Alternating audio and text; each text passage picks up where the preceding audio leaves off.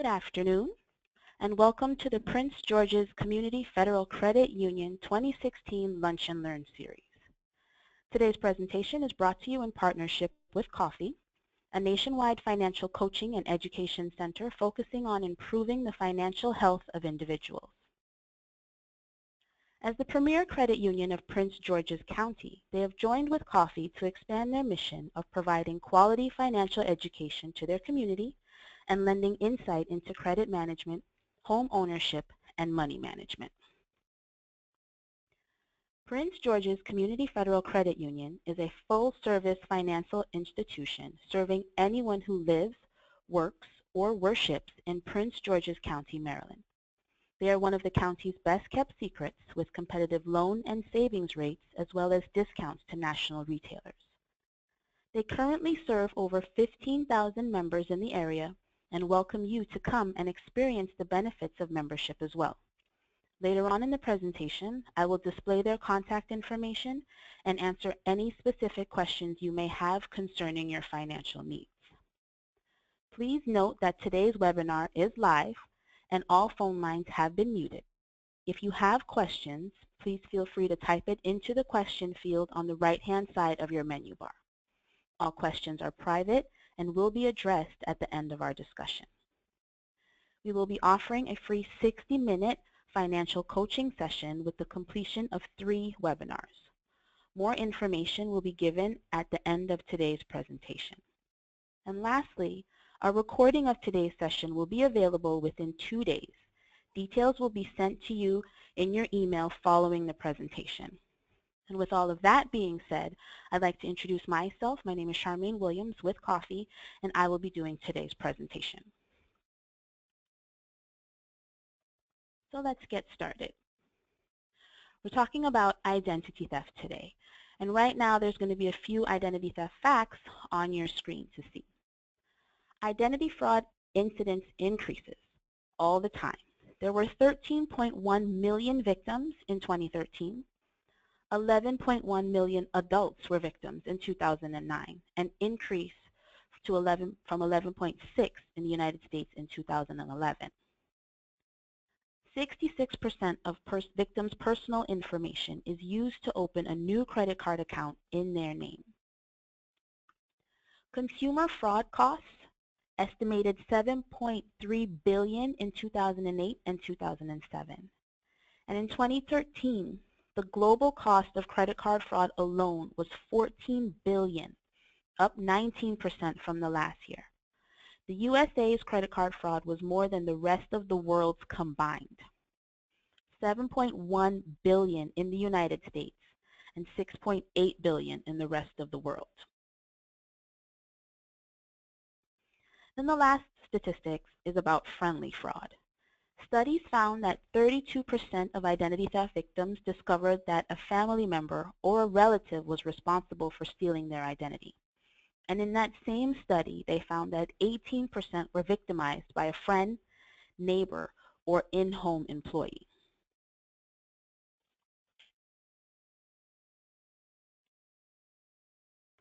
So how does identity theft happen? Well, one way is over the internet.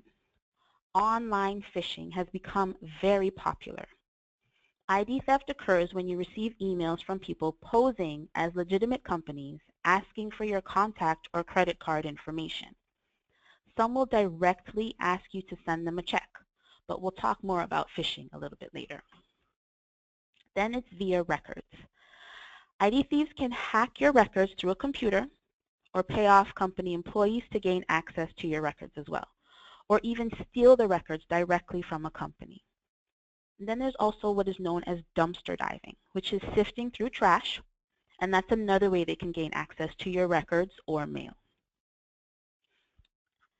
And then with the mail, they can easily steal your mail, including bank and credit card statements, credit card offers, checks, tax information, and more.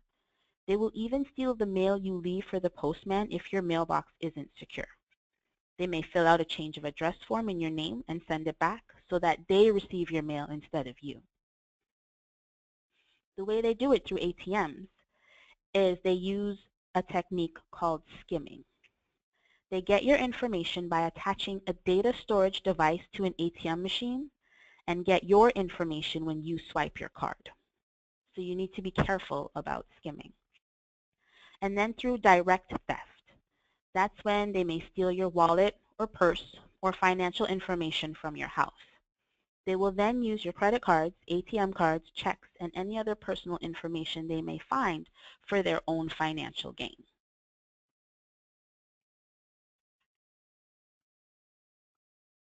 So as you can see by this chart on your screen, credit card fraud makes up the largest amount of identity theft.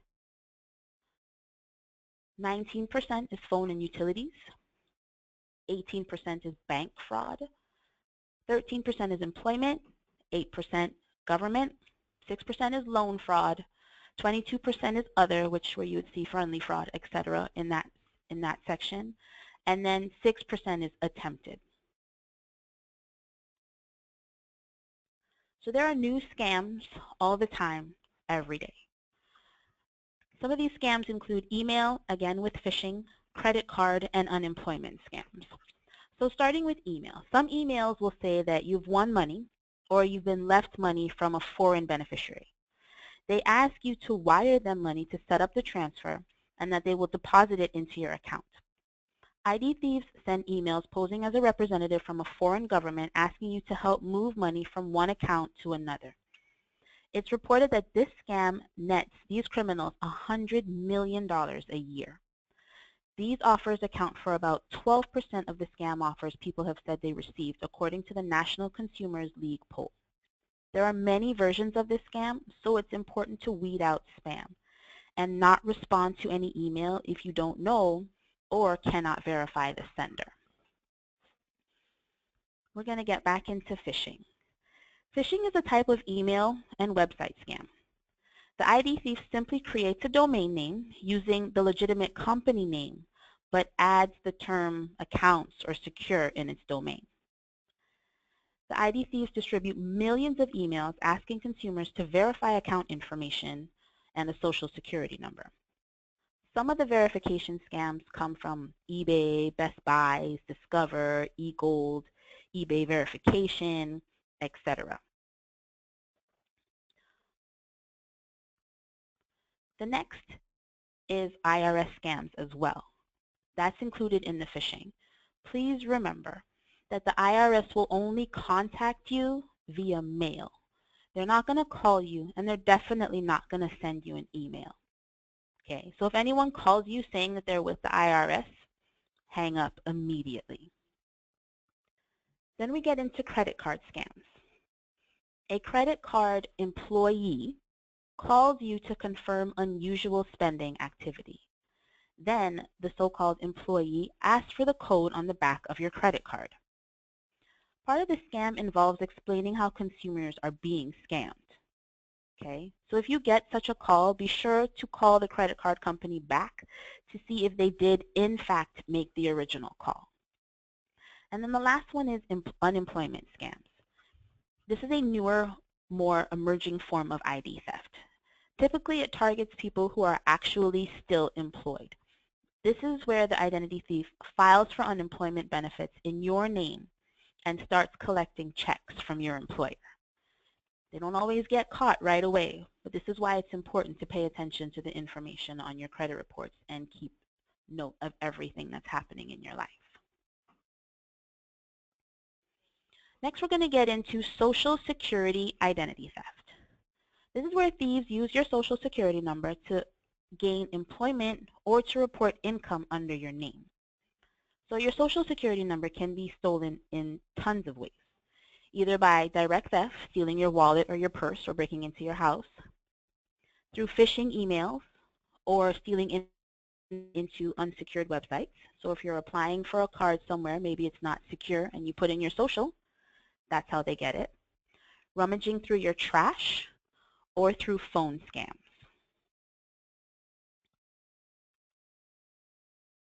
So we touched a bit on this before, the unemployment fraud. As you can see, it's a growing trend. Unemployment fraud is becoming a huge trend, especially in Florida. Thieves are filing for unemployment benefits and being awarded government money. Over $3 billion was paid out to unemployment fraud in 2013. A very large majority of victims are actually still employed, and this is not a crime that is typically targeted at people who are actually receiving unemployment. As you can see, it's targeted towards people who are still employed. This is not something that should be taken lightly.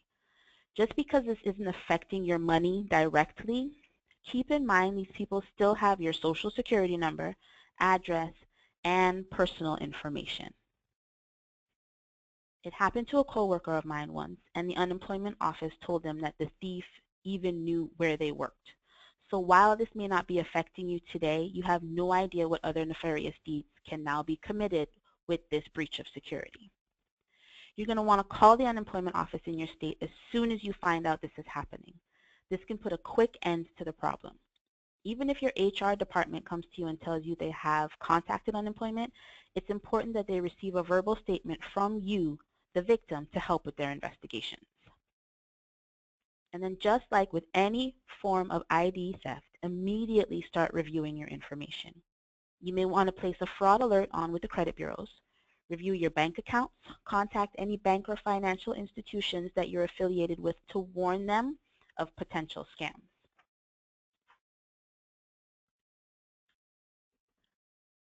Next, we have medical ID theft.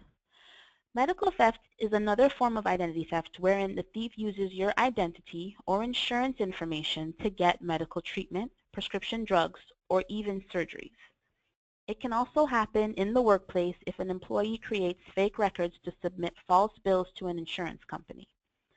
Medical fraud has gone up by over 20% due to so many medical records becoming digital.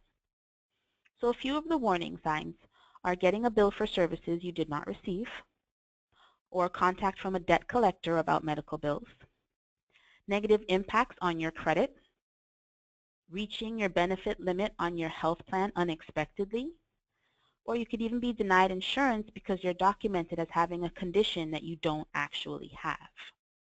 So some ways to prevent medical fraud is get copies of your medical records. If you know a thief used your medical information and gets a copy of your records, the federal law gives you the right to know what's in your medical files. So you're going to want to check them for errors. Contact each doctor, clinic, hospital, pharmacy, laboratory, health plan, and location where a thief may have used your information. For example, if a thief got a prescription in your name, ask for records from the healthcare provider who wrote the prescription and the pharmacy that filled it.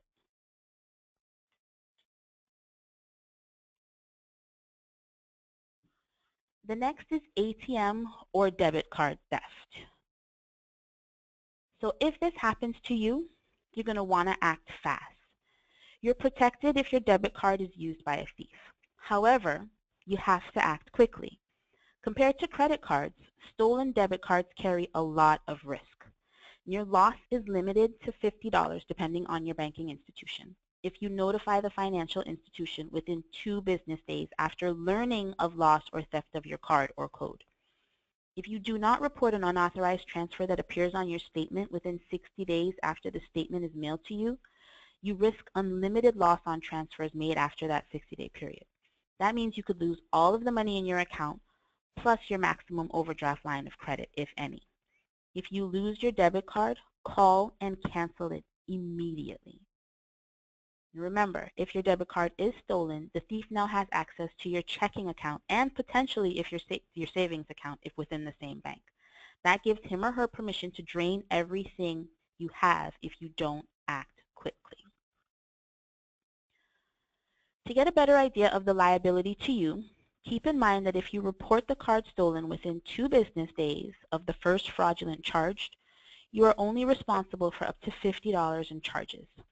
If it is out the 2-day window, you are now responsible for up to $500 in damages. If your ID is stolen Monday and $200 is spent, you discover it and report it on Tuesday, remember, you'll only be responsible for $50 of that damage. But if you don't report it until Friday and an additional $200 is spent, you could be responsible for all $400 worth of charges. So ATM or debit card loss or fraudulent transfers. If you report an ATM or debit card missing before someone uses it, the EFTA says you are not responsible for any unauthorized transactions, even within minutes of asking you to verify the transaction. You can quickly respond and alert with your bank and let them know that your card was stolen.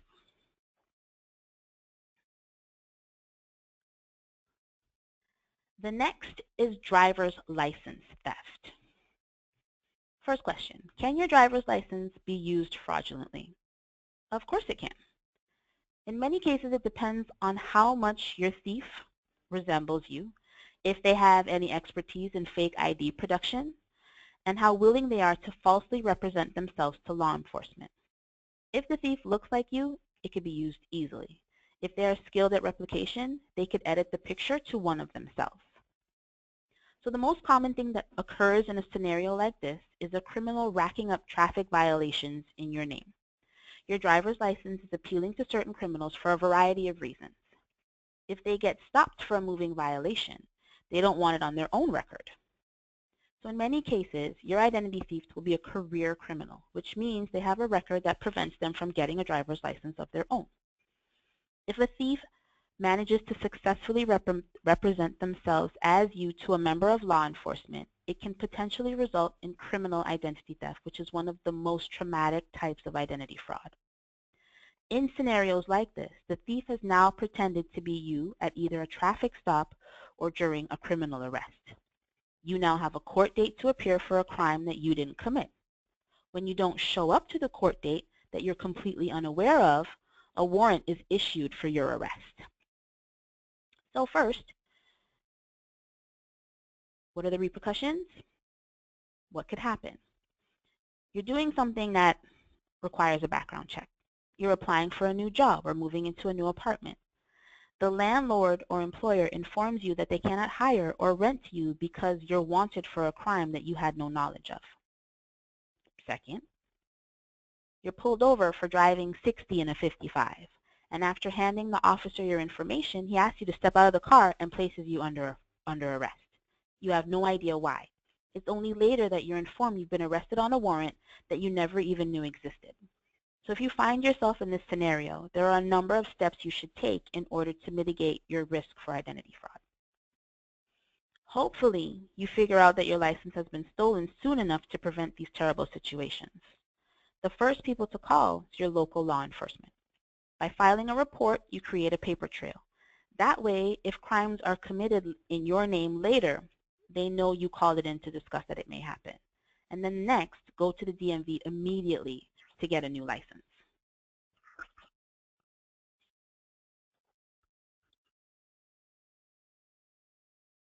So what is a fraud alert? Or why place a fraud alert? The three national credit reporting companies keep records of your credit history.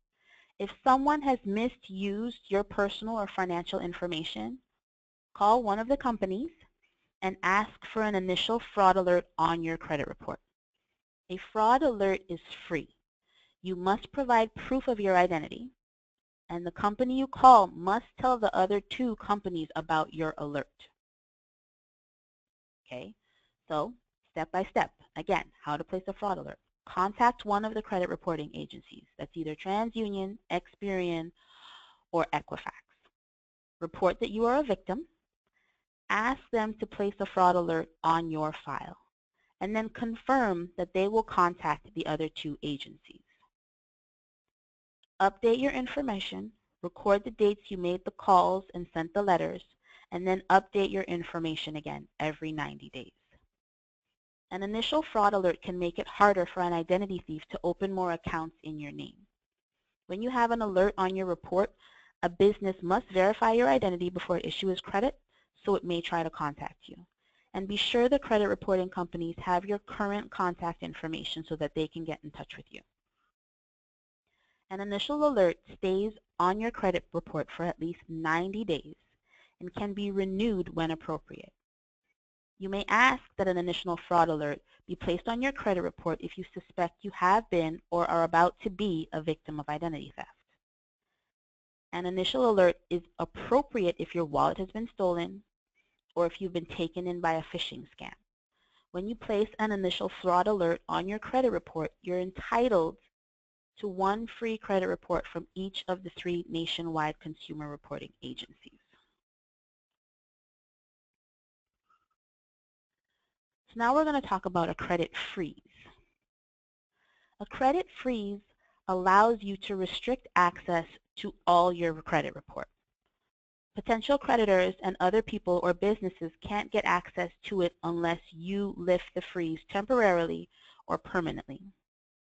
Now, some states charge a fee for placing or removing a freeze.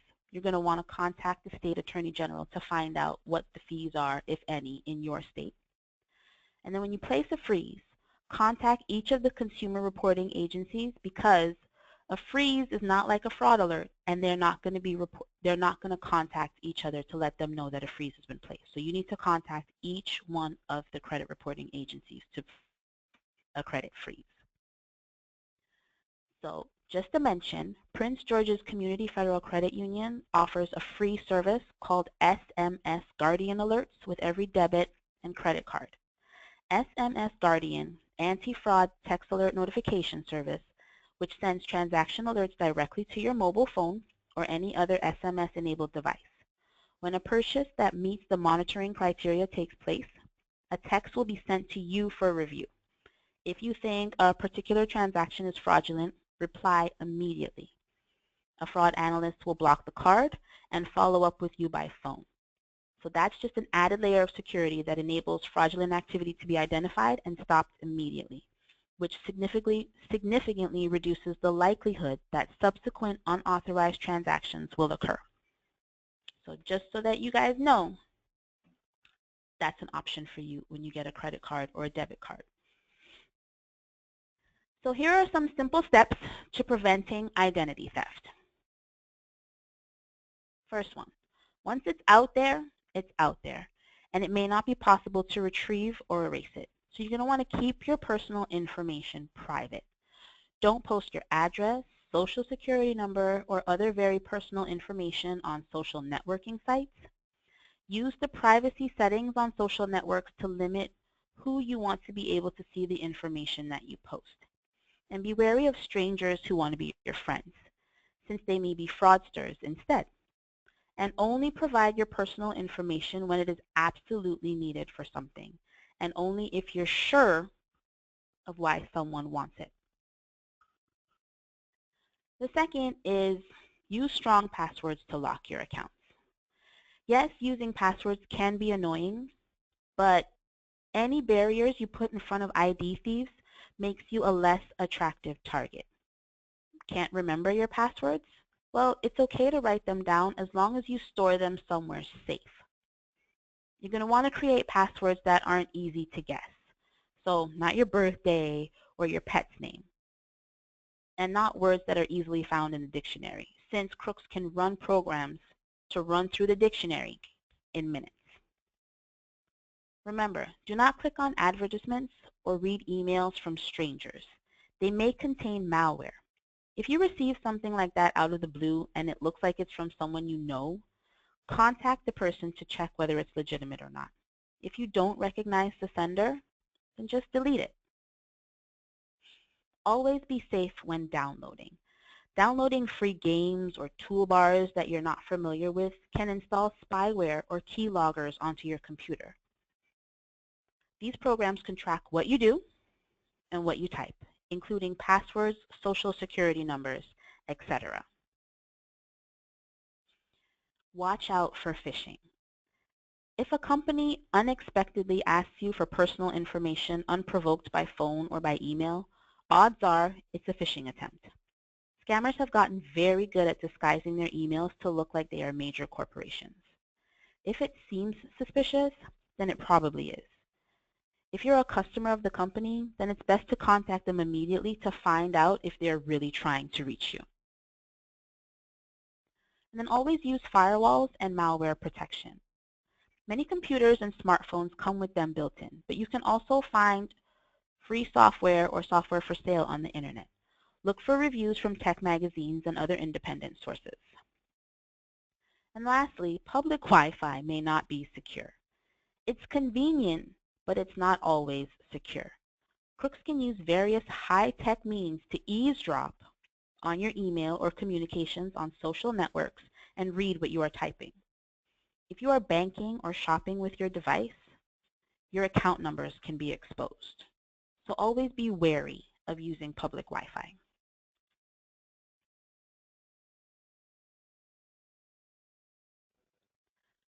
So what are some of the warning signs that your identity may have been stolen? Well, one, when checking your paper or online statement, you may see unexplained or inaccurate entries, a withdrawal, a check, an electronic transaction, or a purchase that you don't recognize.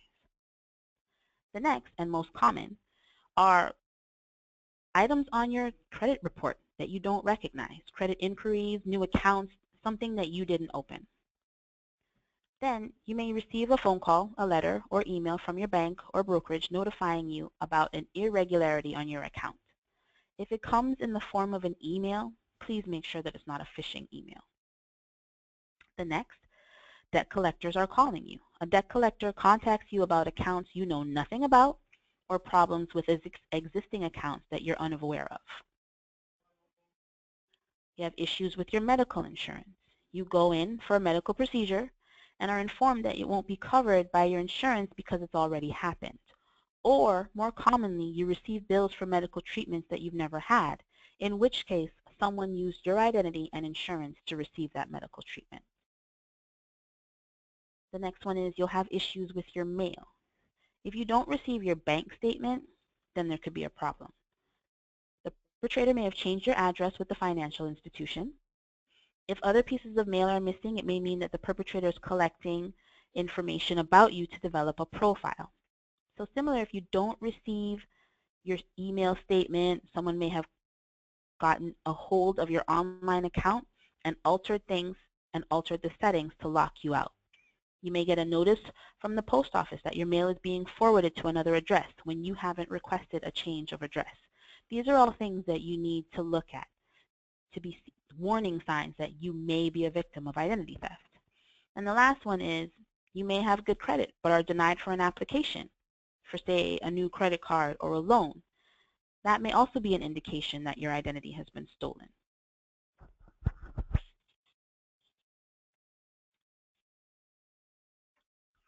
So if it happens to you, file a police report. Contact your local law enforcement agency and file a police report. Then you want to place a fraud alert with 3 major credit bureaus. Order and review your credit report. Contact your creditors to let them know that you've been compromised. File a complaint with the FTC. Notify your local postal inspector. Contact the Social Security Administration. Contact the United States Passport Office. Cancel your checking account if necessary, and inform the DMV.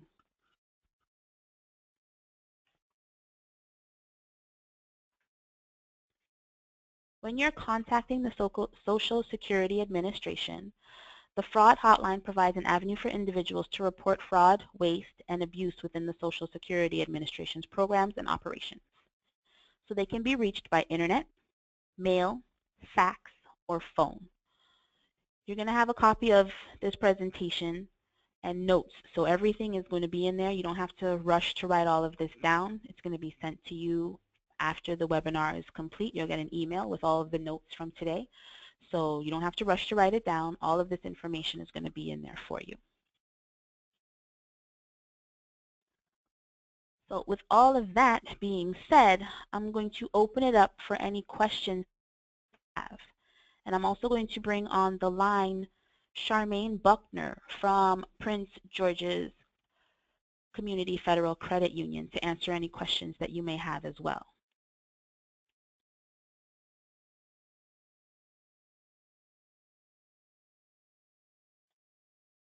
Are there any questions? Charmaine, are you there?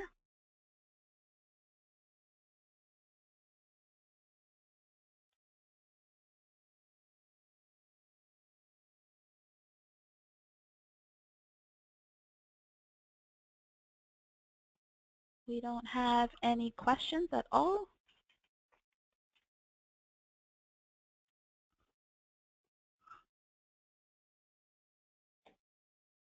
Wow, well, I hope that we've all found this presentation to be, oh, there's a question. Yes, thank you. Oh, it's not a question, it's a thank you. You're very welcome.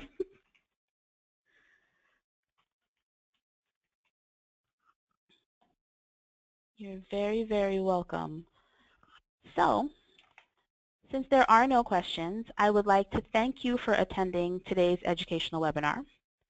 To learn more about Prince George's Community Federal Credit Union or to speak to a member service representative, please visit www.princegeorgescfcu.org or call 301-627-2666.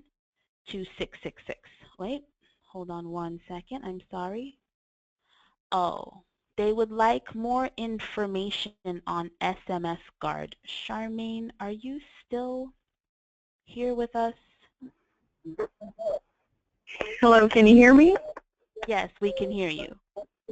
Hi, good afternoon, everyone. For SMS Guardian, it's definitely a great service that we provide our members for debit and credit card transactions. If you're interested in signing up for that service, you could simply do so through online banking.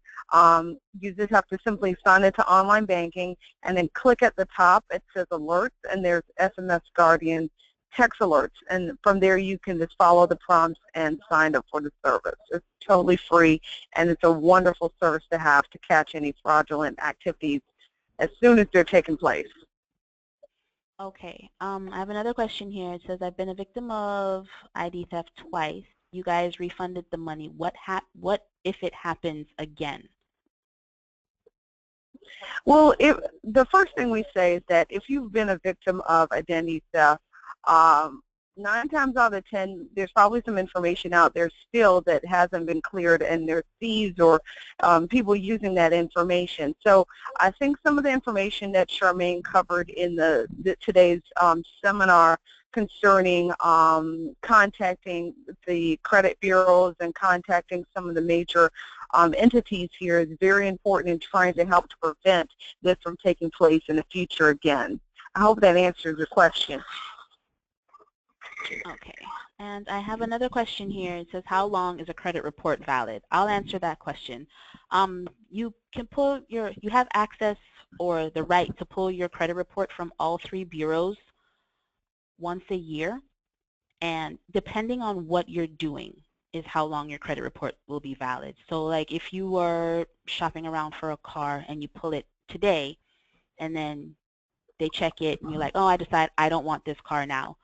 And then in 30 days from now, you go and you're like, well, I already have a copy of my credit report. No, they're going to pull it again. So they're going to want to see it like every 30 days because from day to day, your credit report can change. Things can be added, things can be taken off, so you don't know.